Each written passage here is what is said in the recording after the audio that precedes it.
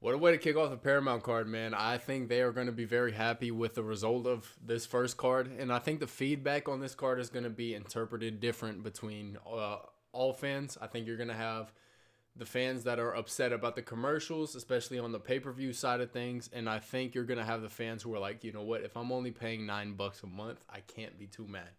I am on the latter half. I really enjoyed the card. Fights were phenomenal. And I got to watch a pay-per-view without feeling like I got scammed, without anything. I didn't have to pay X amount of dollars just to watch the whole thing. It was awesome as a fight fan. So for me, I was very happy with this card, and I really enjoyed all the fights. Going to be talking about every fight that happened, full breakdown of the card, and give me your thoughts in the comments down below. Just any of the fights that I go over, just let me know your thoughts. But we're going to go straight into things. Ty Miller, Golden Gloves boxer, I heard. I mean, he just performed really well in this fight. I was very impressed with him. Thought he was very accurate on the feet. Didn't make a lot of mistakes. Did everything right, honestly. And, we had a couple buzzer beater KOs on this card. Both of these at the end of round one. But Ty Miller looked good boxer. Pieced up his opponent, looked great. Denzel Freeman versus Hokit. Hokit is, I want to hear y'all's thoughts on him in the comments. Very interesting character. When he came in on the Contender series, I wanted to say. Let's go ahead and look at his fight history right here. But I think, yes, I remember watching him on this Contender series fight. And he's a character, man. I don't know really what to think about him. Jackson Wink, that's funny. He's a character. Very, very good performance out of him. Denzel Freeman looked very bad. He didn't land a strike. Wow. Okay, I didn't know this. I remember watching this fight. Did not know he did not land a strike, but I knew he got nothing going in this fight against Hokit. Hokit just looked faster, better cardio, better pace, more accurate, just complete domination. I'm not sure if we see Denzel Freeman in the UFC again. Just very bad performance, but Alex Perez, man, did not expect the result that we got with this KO over Charles Johnson. Very impressive performance for Alex Perez, who has had a very up and down UFC career, if we're being quite honest. You look at all the names coming off a loss against Almabayev and Tatsuro Taira. Had a great KO against Nicolau. I remember this bout. Bukauskas, Pantoja, Figgy. I mean, he's fought the who's who, but he really hasn't came off on the right side of fighting the who's who. I mean, the Figgy and Pantoja losses were both pretty rough. But good for Alex Perez to get back in the win column, and especially against Charles Johnson, who, he has that KO win over Joshua Van, who is now the flyweight champion of the world. Very good performance for Alex Perez. Great performance. Moving on. Nikita Krylov versus Bukauskas. Really good performance out of Nikita Krylov. Thought Bukauskas could have capitalized on the feet a lot more than he did. He just looked like he was just out of range a lot of the times, or if he just cleaned his strikes up, he would have had a lot more success against Nikita Krylov. But this was vintage Nikita Krylov. Another guy who has just been in the game for so long, fought a lot of the who's who's. Glover Teixeira, Johnny Walker, Jan Blachowicz, Owen St. Preux. I mean, the names on this guy's resume are crazy. We got Paul Craig, Alexander Gustafsson, Uzdemir, Ryan Spann, Reyes, Guskov, and now Bukauskas. This was a good performance for him, especially coming off a couple of losses. This was a vintage, like, I'm still here kind of fight. So good performance out of Krylov. Hopefully we get to see him more, and hopefully get to see him again soon. Ateba Gautier, man, drops Pulyaev in the first minute, and I'm like, yes, we're getting another Ateba KO. And he ends up dropping around to Pulyaev in the fight, and, props to Andrey Pulyaev. He fought amazing against Ateba. I know the commentary team was bringing up his fight against Christian Leroy Duncan right here, but I was very impressed. He's massive for the weight class at middleweight, but looking at him, he looks like a 170 or a welterweight just because of the frame on him. He's a very lanky guy. And him just standing, and maybe it's because of Ateba Gautier. I mean, he's just a freak of nature at 185, but I really thought Pulyaev, He just looks like a welterweight to me. But very impressive fight out of Pulyaev to bounce back after the beating that Gautier was putting on him. Great performance out of both men here. But Ateba gets the win. He's still a freak of nature. Could have just been a bad night at the office, quite honestly. I have no doubt that Ateba will be back. And I'm excited for what's next for both of them, quite honestly. That was a great fight. Umar Nurmagomedov versus Deiveson Figueiredo. And this was a very forgettable fight, if I'm being quite honest. Umar Nurmagomedov is just so skilled, and he is so good everywhere on the feet. And I'm going to go full screen when I talk about Umar Nurmagomedov because his striking is so impressive. The flexibility and accuracy that he throws with is second to none. Like, it is awesome to watch. I still think skill-wise, he is he's up there for best bantamweight. Will he be getting a title shot next over Sean O'Malley, over Merab? I'm not sure. And I honestly doubt it because, the placement on the card. We got Umar and Deiveson Figueiredo on the prelims. And this fight really just didn't deliver, quite honestly. And that was a lot due to Deiveson Figueiredo just being on the back foot, not really engaging in any offense. Only landed 4 head strikes, no leg attacks. Umar was just more active, more accurate, and put on the pace. And he fought great. So shout out to Umar Nurmagomedov. What's next for him? Umar versus Merab rematch, I wouldn't mind it. If not that, Umar versus Sanhagen, it's like, what's next for Deiveson Figueiredo? I'm not sure. Deiveson, he just didn't really fight well tonight. It was a bad night in the office for him. But Arnold Allen, Gian Silva. What an exciting fight this was. Gian Silva and Arnold Allen put it all out there. Arnold Allen, I picked him to win this fight, quite honestly, and I thought he had a lot of success against Gian Silva. But I'm not mad at this decision at all. Gian Silva fought great. He fought great. Very accurate on the feet. Landed a lot of good shots to the body. But they both really just beat each other up for 3 rounds. It was a very entertaining fight. Had the highlight of Gian Silva jumping off Arnold Allen at the end of the fight. But one thing that Arnold Allen does well is he just always brings a good fight, and he welcomes the action. Same as Gian Silva.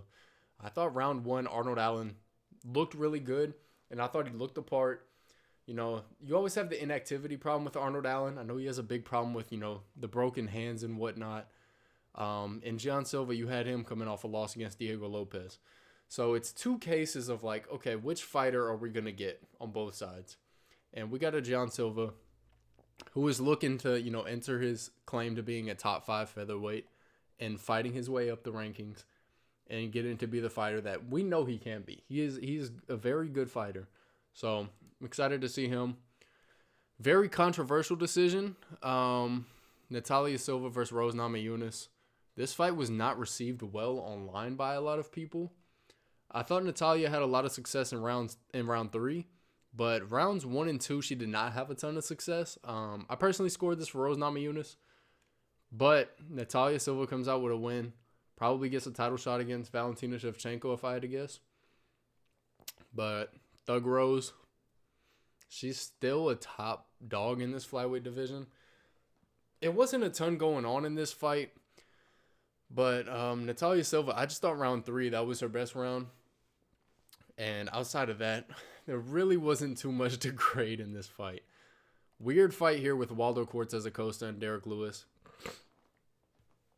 Derrick Lewis just really struggles against the movement of heavyweights. Any heavyweight that can, laterally move, it's going to be a tough night in the office for Derrick Lewis.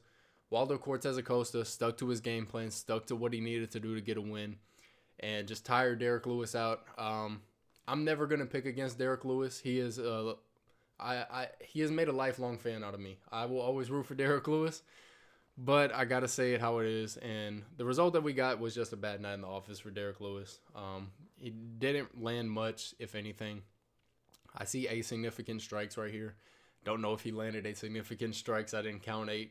But just watching it live, Waldo Cortes-Acosta stuck to his game plan, laterally moved, just did everything textbook that he needed to do to beat a fighter like Derrick Lewis. And that brings us to our co-main event. We have Song Yadong versus Sean O'Malley. Also another controversial scorecard. 2-1 Sean O'Malley, 2-1 Song Yadong. Let me know in your comments how you scored this fight. I was leaning 2-1 Song Yadong, and I picked Sean O'Malley in this fight to win. But I really thought Song Yadong landed the more meaningful shots, the more impactful, like you're watching it and you're like, man, that if he keeps doing more of the leg kicks, 19 leg kicks compared to 9, the head strikes were, not a big significant difference, but round 3, Sean O'Malley really turned it up. That was vintage Sean O'Malley in that third round. The knee up the middle, the strikes to the head. And that was one thing watching this fight I really wish Sean would do more, is just strikes to the head. I thought he could have had a lot more success had he been more active throwing strikes to the head with his punches, though. The kicks and the teeps to the body, that is a staple of his game. The lateral movement. Round 1 was a very tough round to grade, with all that said as well. It was a very, feeling each other out kind of round, feeling the speed, feeling the power, feeling the range. And, round 2 to Song and round 3 to Sean O'Malley. Round 1 is just, up in the air round. With all of that said, though, I thought both fighters looked great. And I really think a 5-rounder would have been amazing for a fight like this. Because by the end of this fight, I was like, that's it. I as a fan, I wanted more. But with all that said, great performance by Sean O'Malley and a great performance out of Song Yadong. Very entertaining fight. And that leads us to the fight of the year. As of right now, this is the fight of the year. First card back. And shout out to Paramount, man. As a UFC fan, this has been awesome for me. I've really enjoyed the Paramount experience. Going and being able to watch all the old fights, the layout of the screens, all that, awesome. I really think this is going to be good for UFC and MMA fans. But moving forward, cover this main event, Justin Gaethje, Paddy Pimblett. You see the numbers on the screen right here. 200 total strikes, 170 total strikes, over 600 strikes thrown by both men. Insane performance. One thing that Gaethje didn't do a lot of was the leg attacks.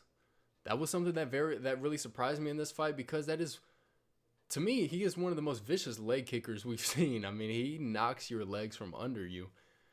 But the takedowns, Paddy just had no success getting Justin to the ground. Didn't really make an effort to in the earlier rounds. But Justin Gaethje just stuck to the plan of being on the gas pedal, walking Paddy down, and pressure. I mean, never let off his gas tank. And he was just on go mode from the jump. You're going to have some controversy with the eye pokes. I want to hear your thoughts about that. The second eye poke, which Paddy being poked in both eyes, it's not right. But the second one goes uncalled, and Gaethje knocks Paddy down. That is a very unfortunate situation, because a missed eye poke leads to a knockdown, and now it's just chaos from that point on, because now you have fans like, we have a missed eye poke, we know Paddy Pimblett's compromised in his vision. It sucks, right? But we're going to have Justin Gaethje versus Ilia Topuria. Going to have Paddy Pimblett. He's going to bounce back. I know he is. I don't think Paddy really loses a lot of stock from a fight of the year performance. He didn't get knocked out. He didn't, as bad as a whooping as he took, his stock doesn't go down from this fight, in my opinion, just because he's entertaining. He proved that he can stick in there with a top-level fighter, and he also just proved, he can come back. He can correct a lot of these mistakes. I think one thing about Paddy Pimblett I don't like is his footwork at a lot of times. It's very flat-footed, and his chin is just wide open in the air, man. Against somebody like Justin Gaethje, who wings and mails overhand rights and, throws these looping hooks, who very unorthodox striking. It's not like clean 1-2s. He's just throwing stuff out there. And if you have your chin in the air, Justin Gaethje is bound to catch you when he throws 300 significant strikes. But all of that said, as a fan, 10 out of 10 fight. It was a great fight as a fan. Awesome performance out of both men to stick in there as they did. Paddy had a lot of success against Justin on the feet. He landed a lot, even landing more than Justin Gaethje. But really sweet fight, really sweet performance. UFC 324, Gaethje versus Pimblett, and now we got to look forward to is Alexander Volkanovski versus Diego Lopez. Go over this card really quickly. Volkanovski-Lopez, I'm not too excited for this rematch, quite honestly, because we just saw this. This was Volkanovski's last fight. But it'll be cool to see Diego Lopez in there. Dan Hooker, Benoit Saint Denis, love this fight. Violence, love it. Rafael Fiziev, Mauricio Rufi, love this fight. Violence. Tai Tuivasa versus Teixeira, violence. We got some heavyweights. Salkild versus Jamie Malarkey, violence. Justin Tafa, Cody Brundage on the card, Jacob Malkoun on the card. Torres Finney on the card, that's sweet. Oban Elliott on the card, that's pretty sweet. Awfully, I remember this name. Where I remember Awfully from? Con Awfully. What was his last fight? Ricardo Ramos? Yeah, this was on the Oliveira Gamrot card. I remember watching this fight. It should be an interesting night of fights, though. I'm excited for it. Not the most exciting pay-per-view on paper, but Bautista Oliveira, Strickland Hernandez, Moreno Almobayev, Holloway Oliveira, Emmett Vallejos. Is this a main event right here? Josh Emmett? Okay. 40 versus 24. Interesting. We got Adesanya versus Pyfer down here. Should be an interesting night of fights going next week. But Paramount card gets a 10 out of 10 for me. This was a great introduction to the Paramount era. I am very excited for what's next with the UFC. I really like this new bond and new relationship that they've built with Paramount. I think it'll be good for the fans. And this is also the very first event that they did. They are going to build off of this. They're going to listen to fans, hopefully. And, you know, we'll continue to see. One thing, Daniel Cormier's breathing in the mic was crazy during these fights. You could just hear him, like, gasping for air in between sentences, man. It was really crazy. And I'm pretty sure that was DC. If it's not, I mean, I'm not calling him out. But if it was Daniel Cormier that was breathing, man, it was very noticeable as a fan on the TV. I mean, we've got the TV cranking up. You can hear it pretty well. Aside of that, I thought the commentary was good. You know, obviously, I don't love the commercials during the walkouts, but if that is the sacrifice that we have to make as a fan watching at home to pay the price that we're paying right now, I am perfectly okay with it. Hopefully, all the fighters got paid more as well. I know we got $25K per finish, and we've got, you know, $100K bonuses for fight of the night and performance of the night as well. So hopefully Gaethje and Pimblett got more than $100K. Man, that fight was worth every single dollar. But that's going to be all for me. I'm excited to start covering the UFC. I'll be back next week covering Volkanovski versus Diego Lopez too. If you did enjoy, like, comment, subscribe. Check out all the socials in the link below. And leave any comments, any suggestions, any fight talk, and I'll get back to everybody. I'm excited for this new era of Paramount, and I'll see y'all later. Peace.